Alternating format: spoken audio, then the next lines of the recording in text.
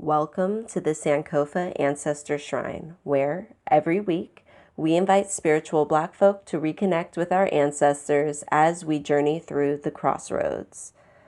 Please consider donating through patreon.com/Sankofa Shrine.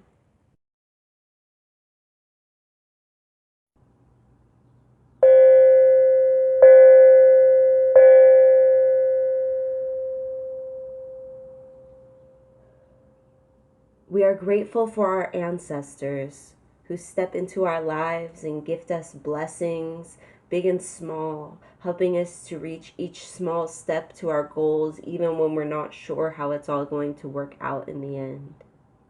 We are grateful to the earth, which we dwell upon. It gives us food and water that we drink, provides our clothes. We are grateful to spirit, which surrounds us. It helps us understand that we are not alone. We are grateful for each other as we become more of a community and more connected and understand that we are all on this journey together, reclaiming our ancestors and our indigenous traditions. Ancestors, please bless us all this week and help us to truly feel your presence as we continue on. Ashe.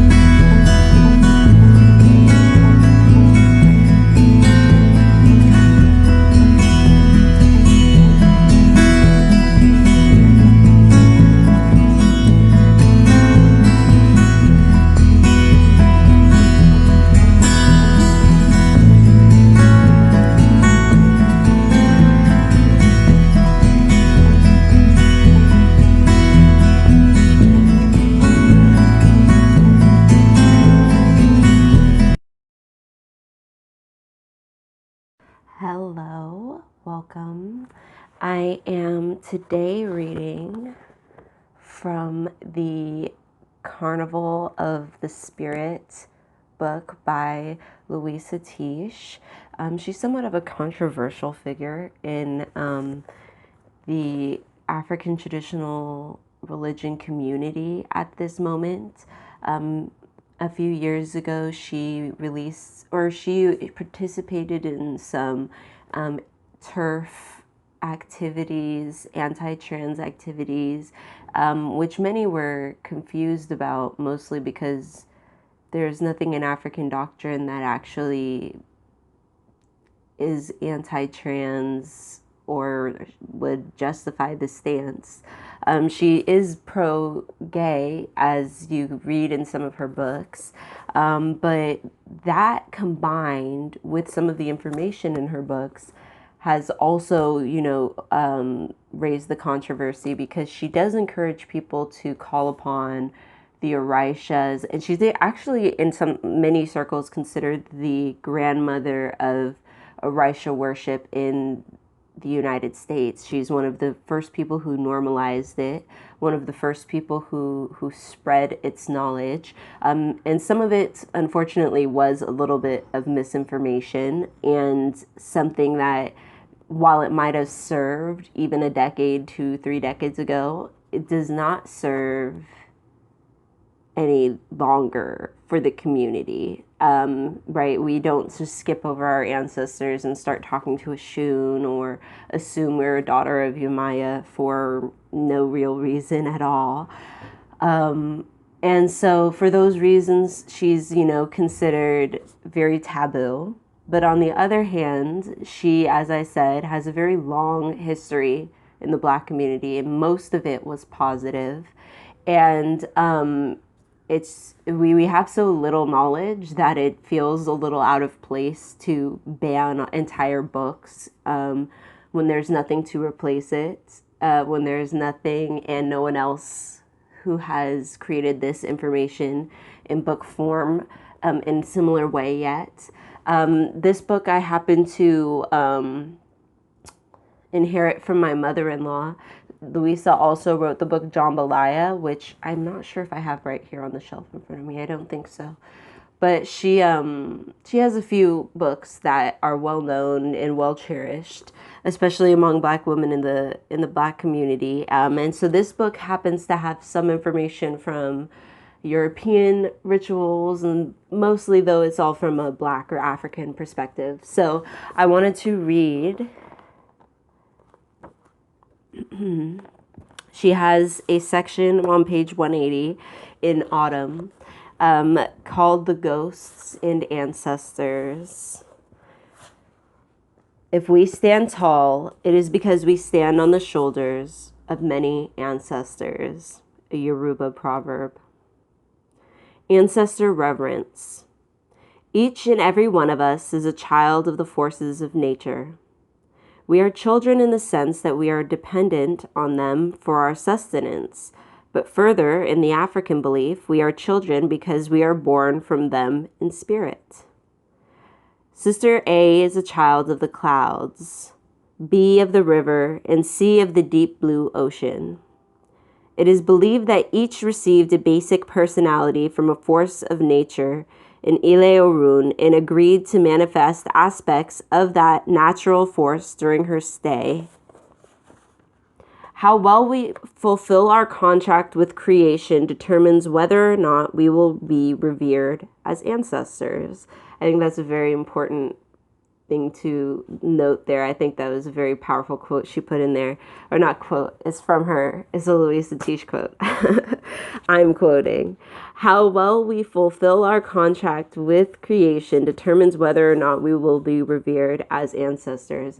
I do think we've talked about that before, how not everyone who passes away is an automatic ancestor that should be on your altar, right? You don't put your abusers on your altar. You don't have to put anyone you're not feeling compelled to put on your altar there. You don't have to cherish celebrities just because people liked them or, uplift them. But you can uplift somebody who has passed away to the point of ancestry. There is that ritual in the 2020 spiritual planner, which you can find at ritualready.com. I did put an elevation ritual in there, the basic, that can be performed many times on the same person in the same, situation, to help uplift and elevate these ancestors, or these deceased people who you are trying to elevate to the place of ancestor.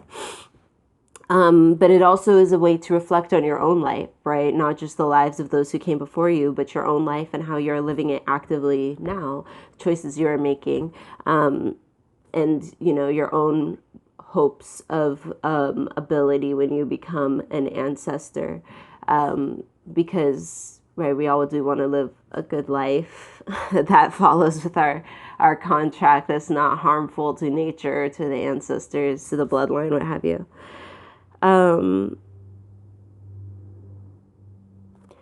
African people's ideas about what is acceptable human behavior do not always agree in every particular, but all have criteria to which descendants must adhere. The individual must exhibit the characteristics of the natural force that is his or her birthright. It is also the responsibility of the individual to develop character and commit acts that serve the needs of the community. So she's going to start talking about Orisha, and she connects them to the three sisters she made up in the previous example, the one of the clouds, the one of the ocean, the one of the river. But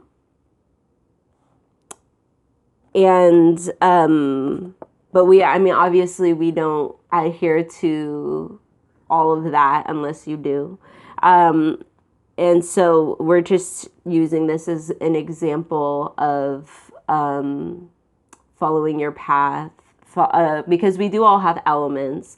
You can definitely get a reading for something like that, regardless of what religion you're doing, hoodoo, voodoo, anything. All of us have still that elemental, the element within us, elemental power within us, but it wouldn't necessarily be connected to a deity of some sort if that was not within your African traditional religion. So she says, for example, Sister A is a child of the clouds, born from the natural force known as Obatala. Sister C is a child of the ocean, born from the natural force known as Yamonja. We expect Sister A to be creative, intellectual, and ethical. We expect Sister C to be creative, intuitive, and nurturing. We expect them both to be creative, but in different ways. We expect them both to be responsible to their communities, but bringing different gifts, right? So there is a difference between these different elemental forces and the ways that they work and empower each of us. And that's why we have to always be, happy for other people's path, but understanding it's not our path. And our path is always going to be different, right? You, like Pocahontas, you never step in the same river twice, right? Because it's always flowing. So even if you both are people of the river, it would be still slightly different for both of you always, and that's okay. If they are both creative and responsible, each will be respected for the wares she brings to the marketplace, and each will receive rewards, both social and monetary, for her gifts. If they have performed well, they will be remembered and revered by the people after they have left this body. If they've done exceptionally well, their life stories become part of the folklore of the deity, the natural force from which they were born. Thus, in the distant future, Sister C's life story may become a verse in the folklore of Yamonja. Which I think that was a very interesting observation, too, about how, you can become a local story, you can become a family story, you can become even bigger than that, a folk tale that people know and remember. And how sometimes that even is able to expand on stories of larger entities that you were a part of or that you participated in. And it reminds me of how I was reading something recently for in my Native American Indigenous class, and it also was speaking of how storytelling and the storytellers are the natural way that these stories progress, and that when these stories are added, it is added with a sense of belief, a belief in your storytellers, a belief in your oral tradition. And that's a very Indigenous standpoint, and I really loved it when I read it. I was like, yes, exactly. Exactly. It can be hard to, have that faith, I think, sometimes. But I think it's because we've been so wired to a Western way of thinking that that sense of community, of understanding and trusting intuition is a skill that's only recently being really reclaimed and utilized to the or tried to be utilized to the extent that we used to. But I don't think we'll ever really go back to that because we're never going to be quite living in nature in that way again. So, where were we? Now, suppose Sister A uses her intellect in an unethical way. Instead of contemplating humility, wisdom, and honesty, she makes a conscious choice to be arrogant, cunning, and dishonest with her gifts, right? She realizes she has like the gift for this, and so she just starts using it to manipulate, harm, etc. She disrespects her elders, she swindles her coworkers, distorts the truth repeatedly. Soon she will find herself shunned by honest people. Her name will be omitted from the honor rolls of the ancestors, or she may be cited as a great example of what not to be. Oblivion and disrepute are what that person has earned in the marketplace. So, I think that was pretty self-explanatory. There is a sense of power and gifts that so many have, and I think this speaks to a lot of the scammers that we see. Even people who have built big brands, some of them are scammers, unfortunately, and it's because they've recognized they have these gifts, but rather than actually applying and utilizing them and being honest, being respectful, all of those things, they've just kind of barreled their way through and, are doing whatever they want to make the most money, to make them, to get the most clout. And this is, people in and out of the community, right? We see it. I think I noted it really well when I was a doula. And trying to participate with other doula groups, which I've since really given up on, because it's frustrating when you see white people who could be really helpful in the community do things like just be selling belly binding classes, never giving anything back to the community, just making money off of something they don't really understand, or that they just learned secondhand off someone and thought that would be great to add to my package. And so, it's just really an issue that we run into everywhere, where people who could be healers, who could be doing something really wonderful, are instead using their gifts for, terrible purposes, either purposes that only benefit themselves, or, and purposes that steal basically from other people who are traditionally been stolen from, and who a lot of these people claim they don't really want to take from. It's white liberals, or even like other Black people will be like, oh, I love all my sisters. And then we're seeing like there's kind of a discrepancy in the actions. So there's an issue that arises that's long term when you decide to betray your gifts and use them for these terrible purposes. It's important to note that everyone we encounter in this life comes to teach us something and to learn something from us. This exchange is constantly in effect. Consider carefully what you're teaching others by your action. Be open to receiving the lessons that are your due, but most important, remember that there are those who come to teach us what not to be. That almost sounds like it could have been written in the Sacred Woman book, I feel, but that one's a really good one for everybody. You can consider carefully what your actions are teaching others, and then consider what their actions are supposed to teach you. I'm always trying to learn from what I see other people doing in front of me. That's just a habit I've picked up over the years because I find it so interesting, and it's interesting to see if it may apply to me or not. But, really being open to understanding that, sometimes people are there to show you what not to be. You're not always going to run into the best of people or the best of situations. Let's see.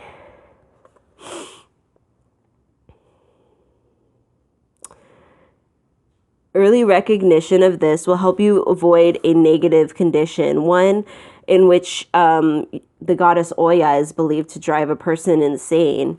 In this condition, a person can be thrown off their spiritual path through the negative influence of others. The person listens more to the words and opinions of this other than to their own head and the whisperings of the ancestors. When this occurs, your best friend is your worst enemy, as the proverb of Odu warns. The person learns to love that which seeks to destroy them, and a sadomasochistic relationship is entered into. The person learns to hate those who seek to love them, and a path of self-destruction and decay is chosen. In extreme cases, this path is exalted and worshipped. So yeah, it can definitely get very serious when you are not listening to your intuition, when you're not listening to your ancestors, or, when you are constantly delegating that to someone else. And this isn't someone else who's like your paid, medicine person, priestess, etc.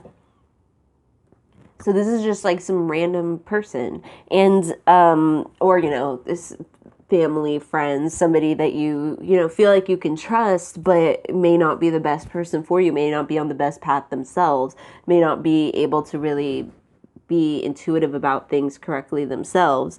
In the extreme case, this path is exalted and worshipped. I do think that people sometimes make themselves into a martyr, or make it seem like this is inevitable or necessary in some way, when in reality they don't actually have to be doing all of that. She says, in the example above, Sister A made a conscious choice to be a negative influence. Now she is manifesting Oribi, bad head. The community will take measures to protect itself from her, and she will be regarded as a dangerous spirit in death. No one will offer to be her mother for reincarnation, thus she is threatened with extinction. If spirits do not improve, they will be forgotten. Those who exhibit culturally approved behavior are celebrated as ancestors. Their life stories are remembered and their behavior emulated. They are placed on the shrines of the family and the village, and their intelligence is sought by the living. Ancestors may reside in Ileolokun for a period of time, but soon the requisite rituals will be performed to assure their passage into Ile Orun, and some part of them will return to Ile Eye through the womb of a woman. This kind of spirit is revered in African ancestor rituals. But it is the ghost who is celebrated in secular Euro-American Halloween. The ghost is an unfortunate being indeed. It is a discarnate spirit. It may be trapped in Ileolokun, but it is most often thought to float about the atmosphere in search of hosts. Its favorite hosts are polluted or stagnant places in nature, old houses where tragedies have occurred, and the bodies of weak-willed individuals. And that can include people who are calling upon that which they don't know. And that can include not just ghosts, but, many types of spirits, that if you call upon them and you are not in this space to be receiving that, it will destroy you, or it can reside within you and be taken from you, and you didn't even know, or you aren't even able to do anything much about it by yourself. Ghosts are the spirits of those who died suddenly and unexpectedly in accidents, or in an untimely and unjust manner, by murder or suicide. Further, the ghost may be someone who is neglected in life, a homeless person who died on the streets, or one who has not received proper burial and reverence in death. The ghost does not have the intelligence and creative power of the ancestor. It is more like a psychotic person who's unable to think clearly or to take constructive action. The ghost is active and dangerous when it has inhabited the mind and body of another. In the African diaspora, many rituals exist for protecting oneself from ghosts. There are rituals for controlling them or for casting them out of your environment. Most importantly, there are rituals for healing and elevating some of them. Every Hallowmas weekend, my extended family performs a ritual for those who have been neglected. We sweep the cemetery, pick up trash, leave flowers on graves. In this way, we minimize the ghost activity in our neighborhood. Guidelines for performing this ritual are also in here, but like I said, you can get one for free. But she has one at the end of this autumn chapter if you happen to have this book or want to purchase it. Rituals are done to control and heal the ghosts, but these rituals are not the main focus of African celebration. The central figures in African harvest celebrations are the deified ancestors. And you'll find that most of the time in most of the books that we're going to continue reading this year, is that the ancestors are the main spirits that are revered. There is nature-centric and, other types of spirits that are, about, but typically it's the ancestors who are number one, which is why I always encourage to focus on the ancestors first, create that relationship with your ancestors first. And, later down the road, you might find that you have an ancestry to do a specific religion or you're called to a specific religion. But ancestors always come first. Don't try and skip over it.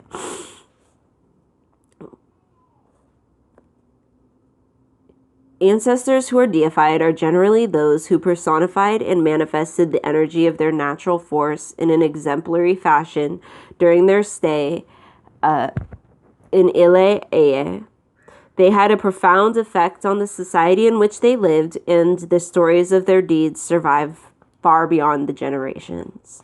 All right, so then she goes into a deification process and a lot of other wonderful thoughts, but we're going to end right there. I feel like there are a lot of terms in there that are very specific, but a lot of the information is very general. It can be applied to a kind of a universal to a lot of the beliefs in the African diaspora. But I really love that chapter. All of a sudden I keep needing to sneeze, y'all. I don't know what's come over me. Anyways, I thought this was such a wonderful reminder of our purpose, on Earth. The drive behind utilizing our gifts appropriately, the drive behind supporting each other, the drive behind the use of the elements, understanding the elements, wanting to connect with them, wanting to connect with your ancestors, and then also just talking a little bit about elevating ancestors and reminding of the importance of that. Oh goodness, it's always on garbage day. But I do have a copy of the Ancestor Elevation Ritual. Maybe we'll do that one.